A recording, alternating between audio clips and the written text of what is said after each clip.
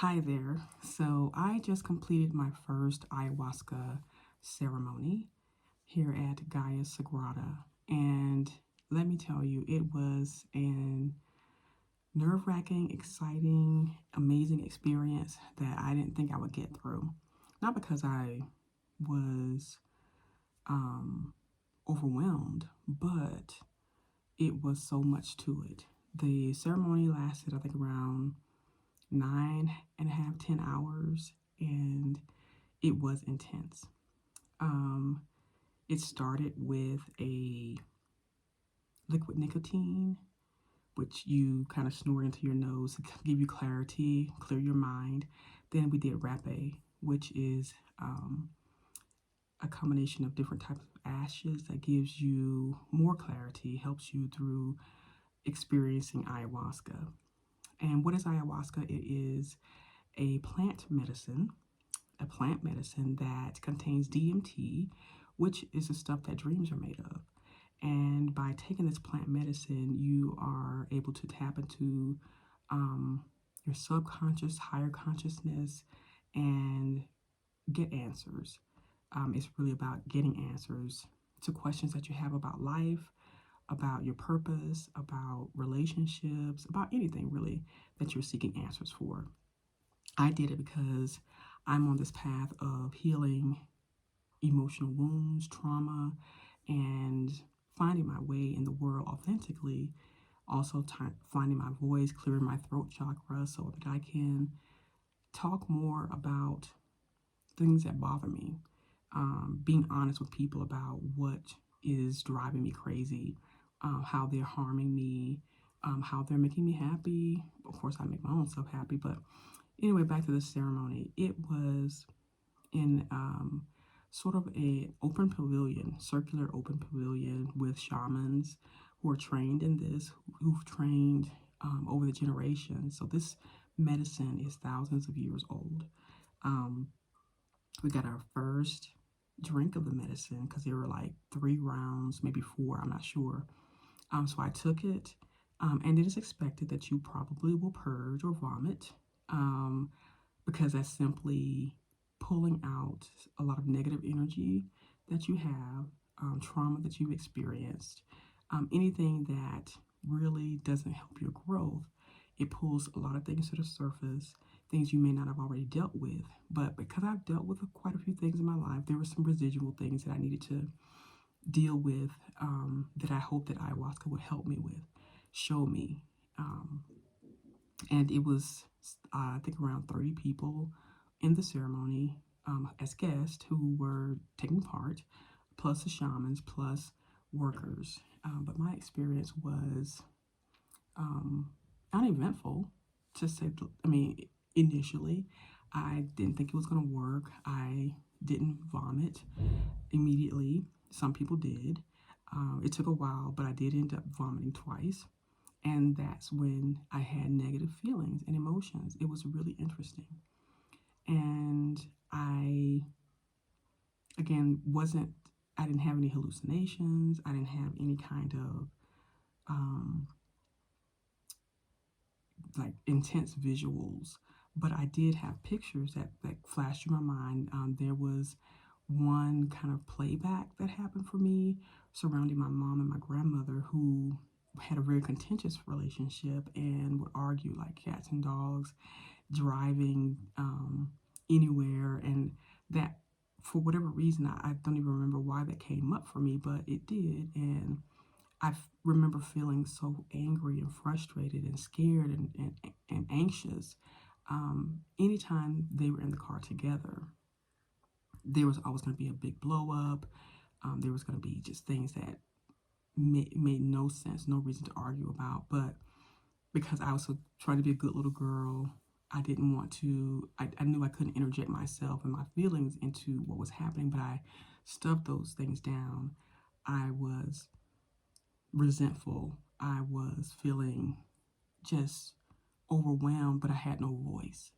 And by not having a voice, I went through life not having a voice. And it was really frustrating for me.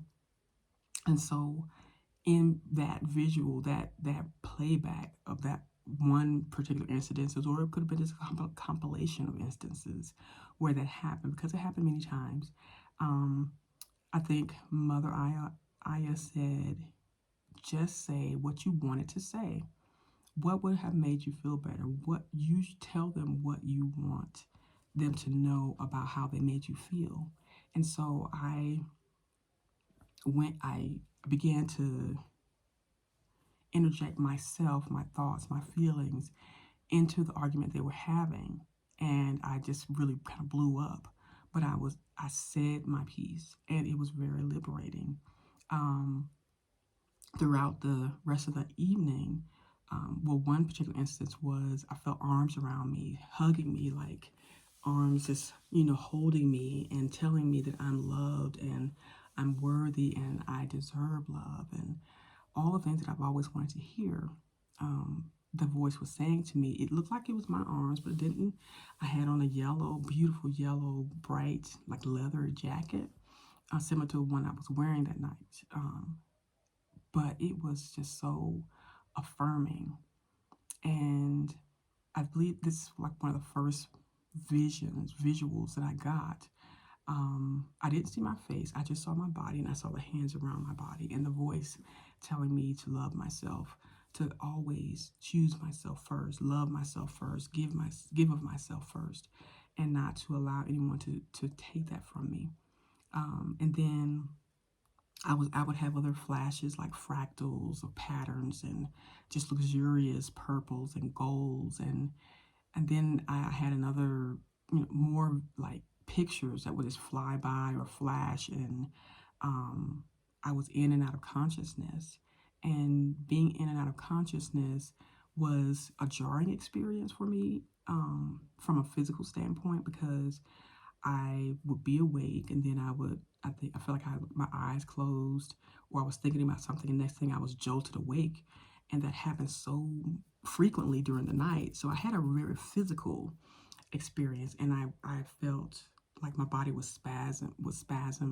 I would freeze up. I was clenching my fist, and I was just, you know, recognizing that this was anxiety, and it was fear, and it was anger. And it was, I think Mother Aya was telling me that I was having just these physical manifestations of the emotions that I had been feeling all my life, and that I could let it go.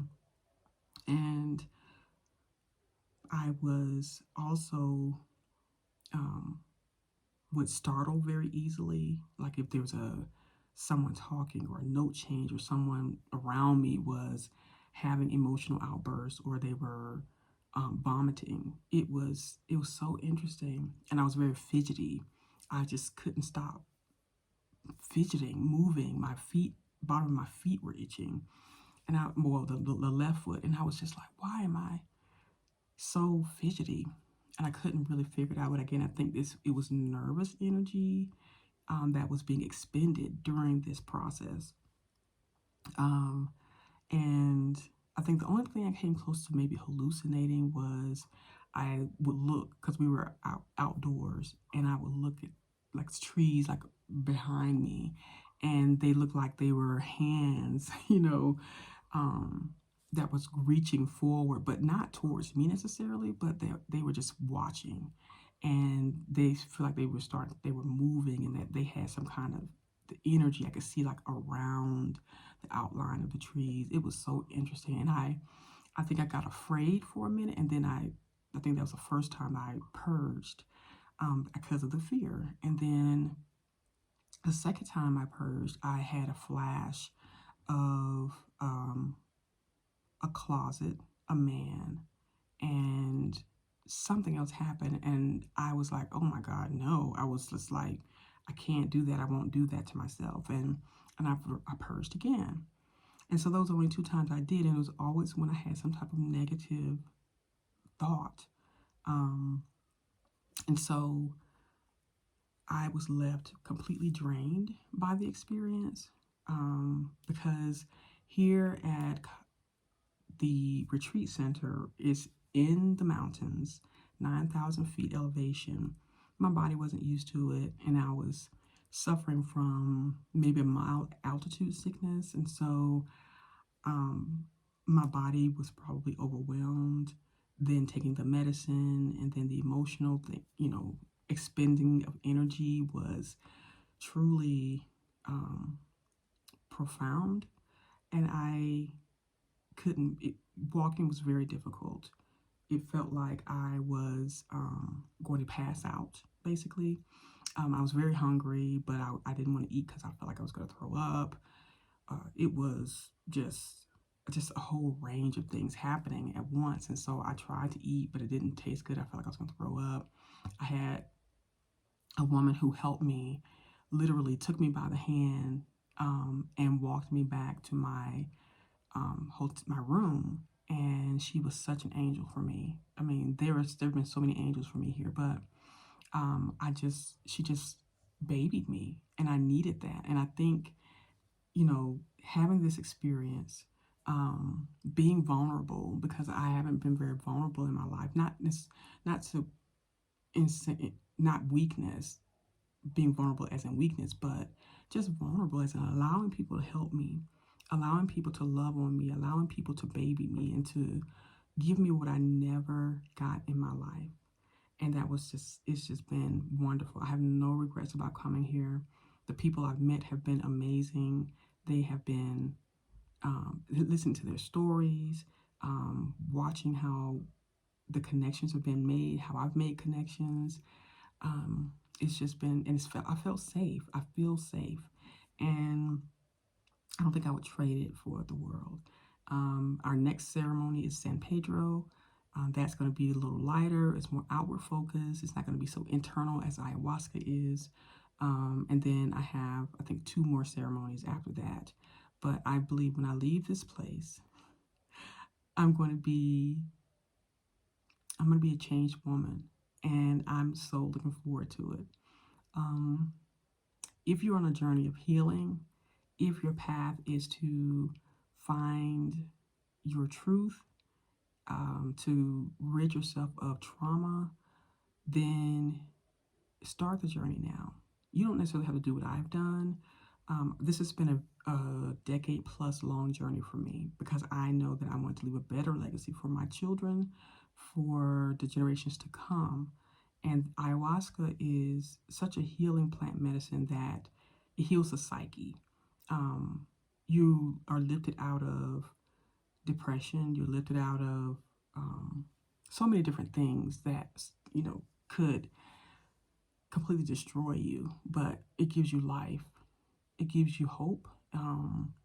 It gives you freedom, and that's really where I am. It gives you rest. So many people are struggling, striving, straining every single day with societal norms, obligations, traditions that completely destroy you. But if you're looking for freedom, then begin your journey for healing. And then maybe the path will lead you to ayahuasca too.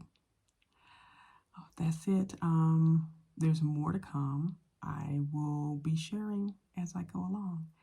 Thank you so much.